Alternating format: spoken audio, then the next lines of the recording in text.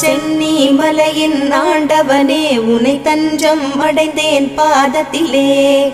வேலும் மயிலும் துணை வந்திடுமே, சிவபாலனின் அருளும் உடன் வருமே.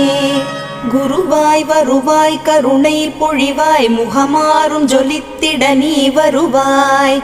அபயம் தரும் கந்தனின் ஆறு முகம் பரிவாய் வருமே, அருள் தந்திடுமே.